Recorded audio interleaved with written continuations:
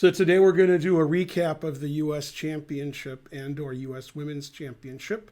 The first 4 rounds, in theory, will be on Chess TV in about 22 minutes. In practice, nobody knows. Nobody knows if I'll be on Chess TV. All right, let's look at the games. That means the hype train's going to die because you guys aren't good at multitasking. Okay, so the first thing we're going to look at is this position from round 2 of the U.S. Championship. Wesley's white against Dariusz Swiercz. And black played very quickly, so it's his preparation, the very energetic move, Queen G4. If you want to play boring, you take this, and then you play either E6 or G6. But he wanted to play exciting. And then at this point, Chris Bird stopped the game because it was too exciting. RPM 549 gifted 5 subs. Hooray! You guys are the best. Okay, now there's 2 ways for white to play. There's the safe way that Wesley played, and then there's the pawn sacrifice where you castle and your opponent can take a pawn. Which is, dangerous, obviously. You can also take this pawn and take this. Okay. Queen G4 threatens to take this pawn and this pawn. It's not even clear if taking either pawn is good. So, thanks for the 300 centidues. Will be 341. And so forth. Please gift me a sub. I want to lose against Ben. I'm not playing people this stream. I'm doing a recap of the U.S. Championship. Okay. So Wesley played the boring way, where he's slightly better without any risk. D5 attacking the knight. If we play the Zwischenzug, queen takes G2, rook G1 attacks the queen and the knight. So we don't have time for that. So this is the idea. And we trade everything. Okay. It's interesting. I didn't think about this during the game, but queen takes is possible to attack the rook and the knight, and you can't play rook G1, but that fails to queen F3. So there's always a tactical trick, in the making. So, okay, so they traded everything, and this is all theory. Never play F3. And Wesley thought a long time after queen G4 about which line to play. And I guess he thought he's slightly better here and there's no risk. And if his opponent is playing quickly, which he is, then his opponent's prepared stuff. He didn't necessarily know this line would happen. Wesley didn't. And so he thought he would take less risk and play something where he can just try to outplay his opponent than see who has a better memory preparation-wise. Because it seemed like Dariusz had specifically prepared this, the queen G4 move. He played it so quickly. So Wesley thought a long time before he went into this line. Okay, and unfortunately for Swiercz, he played quite badly this game, okay, which is the style at the time. Gotta play badly. And Wesley played fantastic. And Wesley's already slightly better because a lot of black pawns are on dark squares, which isn't really good for this bishop. And a lot of white pawns are on white squares, which is great for this bishop. This passed pawn isn't dangerous because I can block with my knight or my king, depending on how I want to block it. And white can actually advance his pawns on either side of the board. It's not easy to find counterplay for black. Okay, so he played rook c8, I think, which just helps white. White plays b3. He's got the v for victory there. And then e5 is a big decision.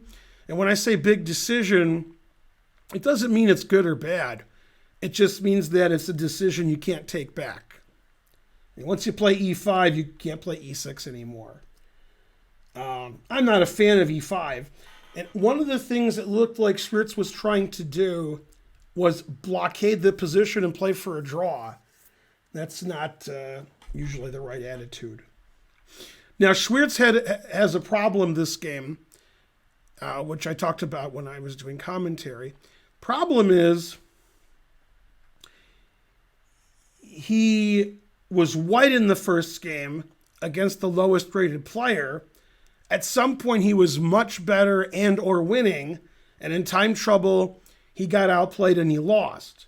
So he lost with white to the lowest rated player in the tournament in round 1 from a position that was pretty good, and now he's black against Wesley. So there's no easy baskets, etc. Mainly, etc.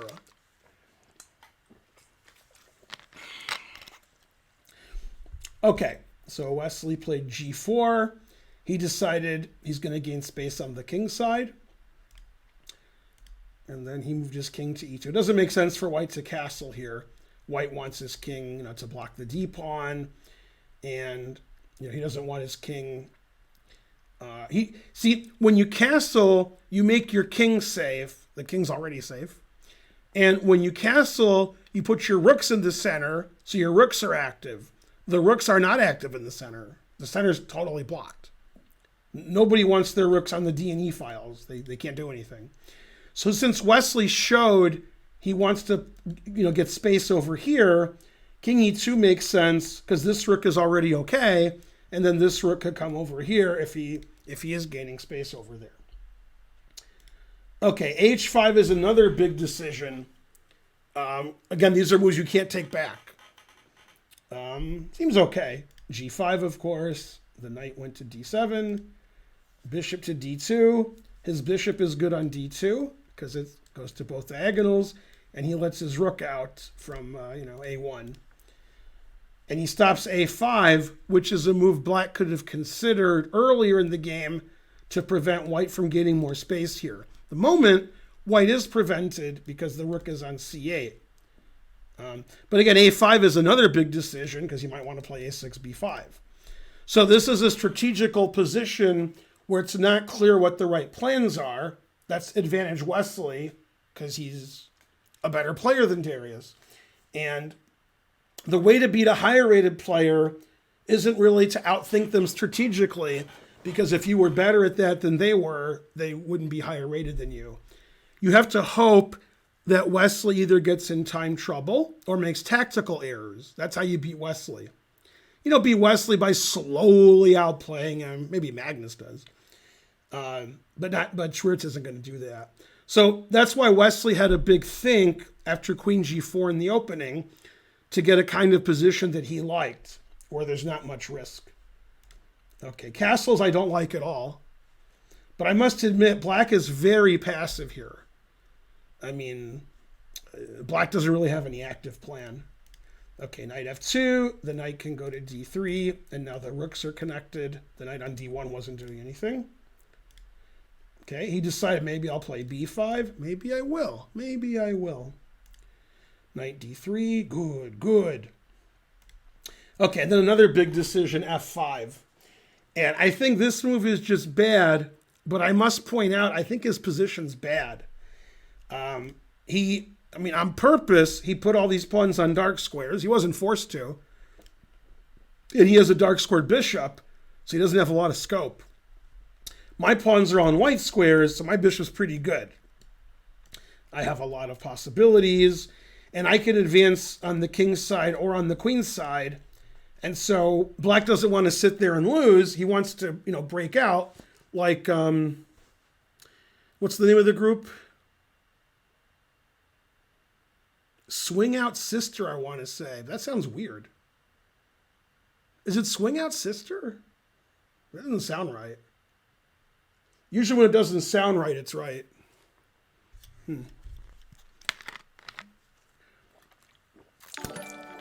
Stu 12763 subscribed.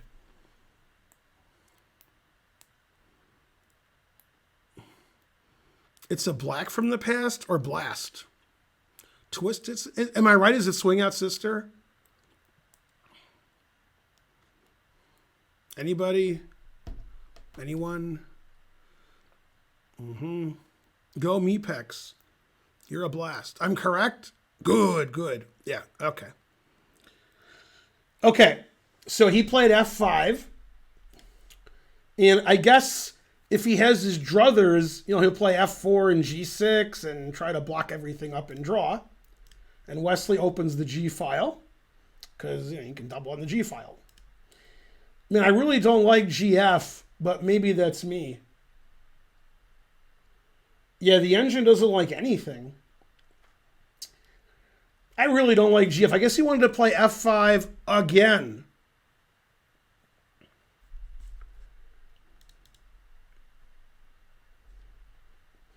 All right, so Rook G1 check.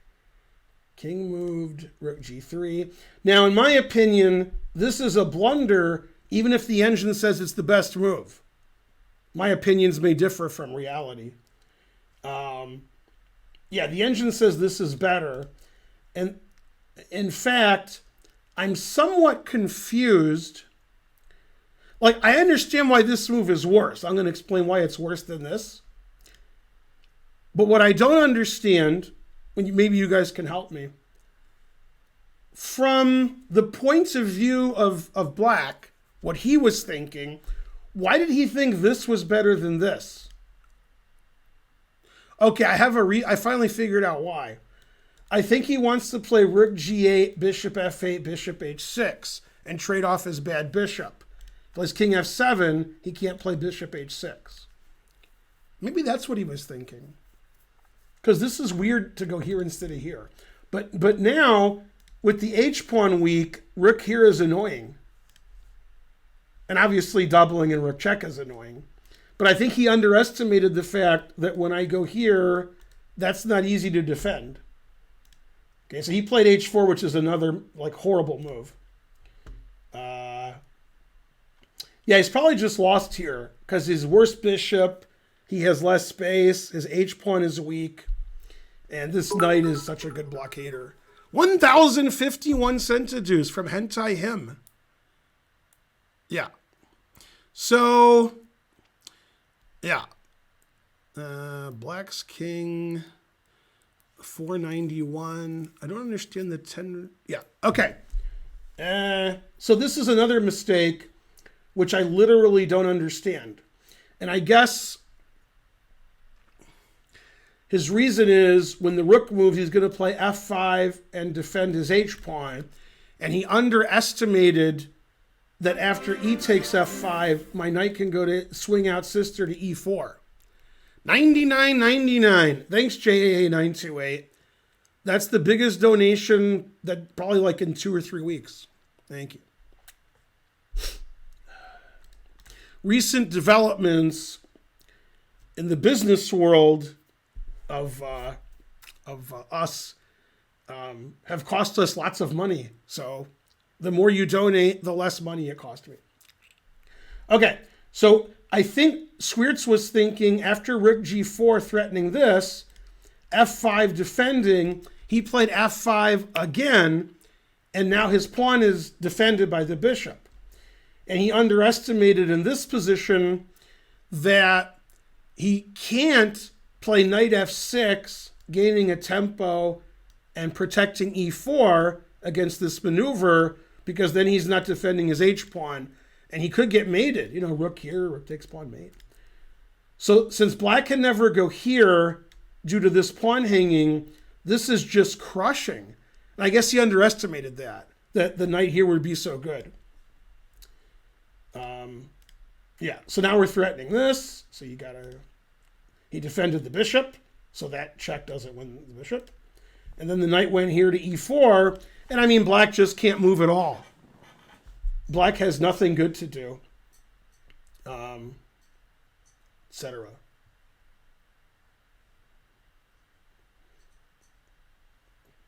Hearing something. Still hearing it.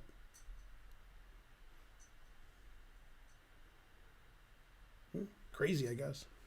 Although I keep hearing it. But all right. It's not Karen. Karen's at home. No, it's not expenses. Okay. No, it's not something bad. All right. So the problem with Black's position might be okay, maybe.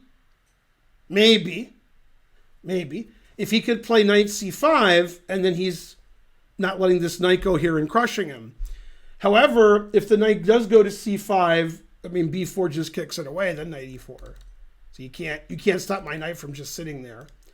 And this pawn structure makes all of black's pieces inactive. So if I was black and I was playing a bullet game, okay, I would play something like e4 so my knight can go to e5. It loses everything and it's horrible, but at least my knight gets to a good square, maybe, because it's just too passive. Okay, he played knight f6, and he's trying to confuse Wesley by giving him two good moves. That'll show him. Both moves are good. Wesley played the one that's more recommended by the engine. Check. You can't play king h6. So here. And then he pinned the knight. That's why he played rook g7 check. It's hard to unpin this knight. And then white has moves like knight e4, double up on the bubble up, and etc. Mainly etc. Yeah. Okay, rook h5. Frankly, terrible. Unpinning the knight. Rook g6, threatening the knight. He's got two rooks, one for each of you. Where's that knight going to go? The answer is fries. Can't go here, can't go here, can't go here. If the knight moves to one of these squares, my knight can come here, my rook can pin the bishop. Frankly, terrible. He played knight g8 because that defends the bishop. So this move doesn't win material. Bishop's already defended. Knight e4. And this is like an embarrassing position for somebody as good as Swiercz. Because, well, if you were as good as Swiercz, you would know why. Yeah. Like if Swiercz loses to opening prep, or he blunders because he missed some tactic, or he's in time trouble, okay, then you lose. But this looks like he's in the wrong tournament. Like Swiercz to be playing in the C group of the U.S. Championship. Yeah. Etc. Yay, we're on Chess TV. Hi, everybody. Hi, Dr. Nick. If you're just joining us, we're doing a recap of the first 4 rounds of the U.S. Championship and or U.S. Women's Championship. I'm just going to different games and showing you stuff. Okay, now this is a good time to resign, and if black was one of the top 10 players in the world, they would have resigned already. To be perfectly honest, I think the only reason he didn't resign is he has no time on his clock. And when you have 30 seconds or a minute, you don't really want to resign because you're not thinking rationally. So you could think, man, I'm dead lost. But you want to give yourself 2 or 3 minutes to like, yeah, okay, I'm dead lost. Not like, I'm dead lost, resign in 2 seconds. Like you don't want to, so you just sort of move out of inertia. So like, imagine you were in a spaceship and it was going as fast as it possibly could go. That it can't go any faster. And then somebody shoots you out of a cannon, and let's say you go through another ship and you're just hurling through space due to inertia, and the ship can't go any faster, so it'll never catch you.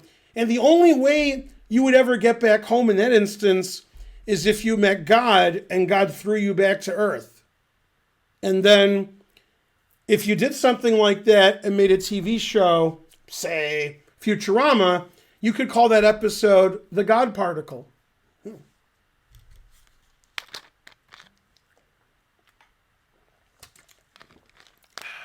Delicious.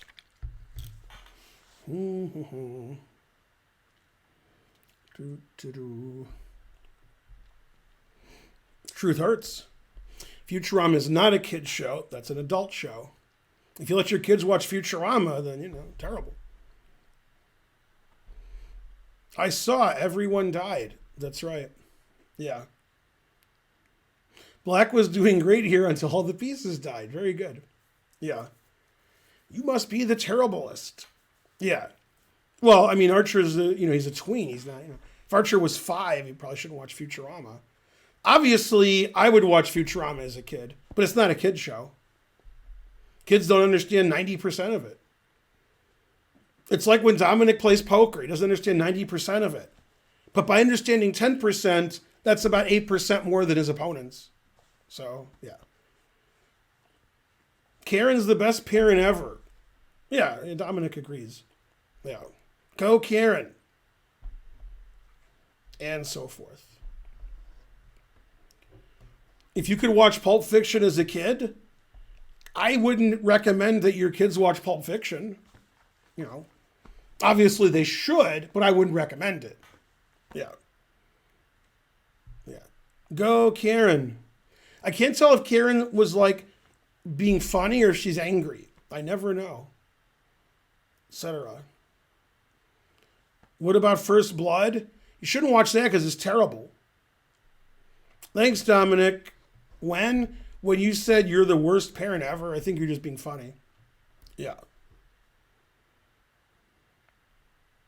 Karen's such a good parent that by using her magical abilities, Archer was supposed to go to a party really far away, and then Karen did some of her magic, and magically the party was 2 miles from our house instead of 25. I don't know how she did that. Yeah. That's a true story. That happened today. She was like, I'm going to go here for the party. It's a 30-minute drive. Then all of a sudden it was like a 2-minute drive. So it's good parenting. Oh. Hello. Right. I mean, most of the jokes in Futurama aren't for kids. It's, kids can't understand Futurama. Yeah. If you watch Futurama with somebody between 6 and 12 years old, and you actually want them to understand it, you have to pause it every 4 seconds and explain it to them. Yeah. All right. So it's Black's turn to move, and Black has no move. There's no move. You literally can't move. Figuratively you can, but not literally. So this pawn is attacked, and if you lose that pawn, then this pawn's good. And none of these, terrible. Now, material is equal here. Nobody's ahead in material. And the engine says white is +6. That's how bad Black's position is. Okay, he played rook d8 because he didn't want to lose his d-pawn, because then white would have a passed d-pawn. Bishop g5, one of many winning moves. Wesley realizes if this bishop isn't here, this will be a free pawn, and that'll be a queen. So he played rook h7. Black wants to trade all the pieces off. Then he has drawing chances. Now here, every move wins. I like what Wesley did. Every move wins. He played this. And the idea is, if you take with the knight, bishop f6 is annoying. These are the kind of tactics that are difficult to see because this square is protected twice. So you're not really thinking of going here and winning. Because you can't. You could go there, but it wouldn't win. It would just trade pieces. But after here, you can't take with the knight because bishop f6 really wins. There's winning, then there's really winning. So you have to take with a rook. And now again, every move wins, and these pieces are either forked or skewered depending on your point of view. We've had this discussion. Well, not forked. We've had a discussion on this channel many times whether this is a pin or a skewer. By definition, I think it's neither. If this was a king, that would be a pin. If this was a knight, that would be a skewer. But they're both the same piece. So most people consider this a skewer, even though the pieces are worth equal. Since we can't escape the skewer, he's like, well, I don't have to take that. I can take this pawn first. And the reason is he didn't want to leave him with this pawn in the following variation, which is completely winning. Rook takes check, takes, bishop takes. White's completely winning, but Black has a modicum of counterplay because he has this passed pawn.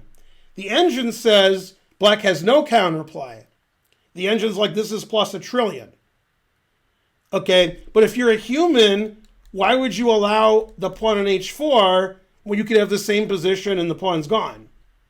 Okay, now here, every move wins for white, but this is pretty good making a queen. And then you make a queen. Truth hurts. With check. So, I mean, he knew that everything won. But he didn't, high-rated players just stop counterplay. Bishop takes h4, the simplest. And in this position, Swiercz resigned because white wants to take this rook and then take this pawn, and then there's this passed pawn, and white's up 2 pawns. In fact, black doesn't really have a move here that makes a lot of sense. So, yeah. So that was a very smooth game. So hopefully Maurice Ashley was sufficiently impressed.